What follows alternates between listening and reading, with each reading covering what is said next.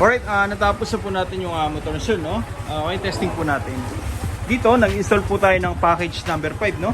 Which is PIA horn, mini driving, combo lights, horn passing. Ayan, check natin, no? Dito, naglagay tayo ng passing switch, no? Ayan, no? Heavy duty po yan, waterproof. Okay. Pag nag-passing, sasabay po yung MDL dyan. Pero pwede pa rin tayo mag-passing dito, no? Sa mismong stock switch ng motor na siya. Di po natin inalis yun, no? Passing light, sabay po yan. MDL, tsaka yung headlight. Yan po yung combo lights natin, mga sir, no? Okay. Ang purpose natin dyan, mga sir, kaya pinagsabay po natin, para kung sakaling nag-on tayo ng MDL, naka-high, may passing light pa rin na headlight. Ito po yan. Okay. Ayan, no? Pag pinatay natin, automatic po yan, sabay po. Eh po yung difference ng gawa natin sa iba, no? Usually po, nag-passing, MDL lang po yung ilaw. Pero sa gawa natin, kasabay po ang headlight. Para kung sakaling nag-high tayo ng headlight, nag-passing, meron pa rin pong ilaw. Nag-on tayo ng MDL, nag-passing, meron pa rin pong ilaw, no? Okay, kahit po mag-high tayo ng MDL, nag-passing, meron pa rin ilaw. Hindi po tayo mawala ng passing light, no? Okay, kahit naka-off, pag nag-passing, automatic, sabay lahat. Sa busina, ganun din po yung setup natin, mga sir. Okay. Sa loud horn, walang passing light. Para pag nagpa-racer tayo, fully stock yung busina, wala pong ilaw. Okay, tapos loud horn, doon na po magkakaroon ng horn passing, no? Ito po yung switch, lalakas na po yung busina. Okay. Loud horn. Ito po yung stock na headlight. Ito yung mini driving natin, you know. High lumens po yan, mga sir, no? Buong buo po yung ilaw niyan. Lalo na yung yung white, no? Talagang super white, super yellow. Passing light, ayan. Okay. Pero pwede pa rin tayo makapag-passing light dito, no? You know. Ang maganda pa rito, mga sir, pwede tayo mag-on ng MDL. Ng MDL lang po yung mag-on. High and low. Sa headlight, ganun din po, no? High and low, hindi po yan nagsasabay-sabay. Pero pag nag-passing, sabay-sabay lahat yan. Okay. May mga nagtatanong, sir, ba't ba tayo naglagay ng extra passing switch dito? Eh, may passing light naman na itong stock. Ganito po yung mga sir, no? Pwede kasi natin ditong i-tap yung MDL. Okay, passing, magpa-passing po sila sabay.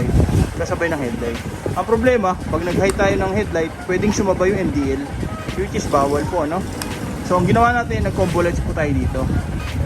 You know, hindi naman po natin ginalaw yung stock wirings po ng passing, no? Ito pa rin po yan.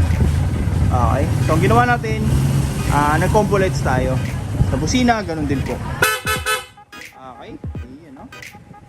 A few moments ago. Alright, Sniper 155, you know, bagong-bago, no?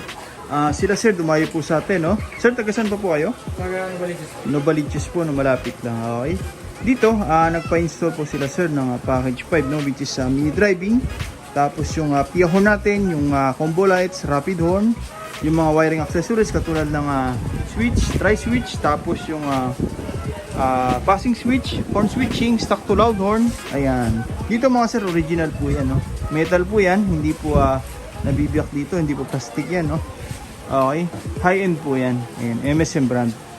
Ayan, dito naglagay po tayo ng isang buong harness, no? Gumawa po tayo dito. Hiwalay po yan sa main harness ng motor. Mula rito sa taas, passing switch, tri-switch, sa horn switching, stock to loud, bababa po yan. Tapos, umikot na po yan dito, no, sa ating power module. Okay? Dito po yan nakatago, no? Naglalagay po tayo nito para may distributor ng power, no, mula sa battery papunta ng trigger, then papunta na po sa mga output tulad ng busina, ng mini driving, ng busina, yung combo lights natin. Diyan po lahat yan dumiretso, no? Denso po yan, made in Japan, no? Okay, may mga customer po tayo, 5 years na po yung ganyan nila, all goods pa rin. Ang maganda pa dyan, magpalit man tayo ng mini driving, ng busina, plug and play na lang po, hindi na natin to gagalawin, fix na po yan dyan. Tatanggalin lang yung mga terminal ng busina, ng MDL, tapos salpak ng panibago, ready to use na. Okay, same features pa rin, same combos, hindi na po natin to gagalawin. Okay, may mga customer tayo, no, 5 years na po yung ganyan nila. Hanggang ngayon, all goods na all goods pa rin. Okay, Lahat po yan mga sir, dito po yan dumaan. Siya po yung distributor, at the same time control, no, lahat ng mga parts. Tapos ang maganda pa dyan, may iwasan natin yung flickering sa wirings, no. Mag-on man tayo ng busina, hindi po ihina yung mini driving. Mag mini driving man tayo, hindi po ihina yung busina. Yan po yung purpose niyan mga sir, no. Kumbaga wala na tayong makikita mga kung ano ng mga electrical relay. Lahat po yan nandito na sa isang area. Okay, ayan o. Ayan. Dito, bago natin balutan yan mga sir, nakahinang po yan sa loob, no. Okay, para mas kapit na kapit, mas accurate yung dadali ng kuryente. At saka maiwasan po natin yung loose connection kung sakaling matagtag man motor sir.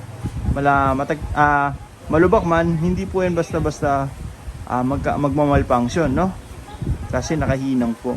Okay. Tsaka maganda pa dyan mga sir, nakasiring cable tube na rin po yan sa loob. Ayan. Para naman na extra shield sa wirings natin. Tumagal man, hindi po basta-basta nagkakaroon ng electrical short.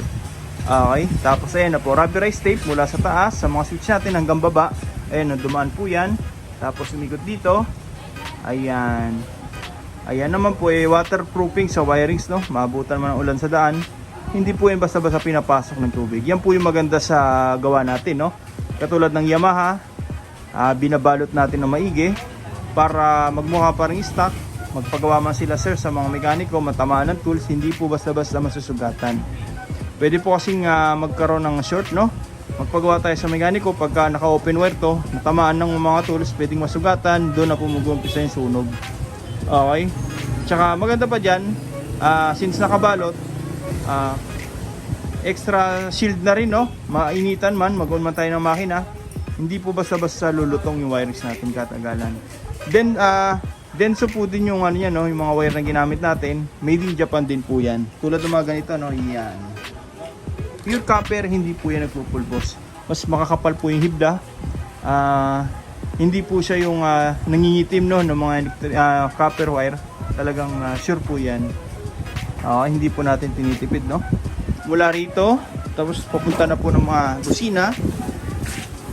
Ayan, piyahon po yan mga sir, naka-harness na rin po yan, no. Okay. Yan, no? Original PIA, hindi po yan Class A. Okay. Tapos stock horn, loud horn. Yan, no? Gagana pa rin po yan. Yung MDL natin, naka stainless bracket po yan hanggang ilalim. High lumens po yan mga sir, kung mapapansin nyo, mahaba na po yung pagkagawa sa kanya, no. Okay, mas ma-wide yung bato ng ilaw, at the same time mas matingkad. Okay, yan po yung maganda dyan. You know. Ngayon ikakabit na lang po natin yung mga parts, tapos yung mga pairings po, no. Tapos testing na natin. Okay. Sa mga gusto pong pagawa, no, direct message nyo lang po MJ Works, o kaya punta na lang po kayo dito sa shop, no. First come first serve po tayo. Maraming salamat po.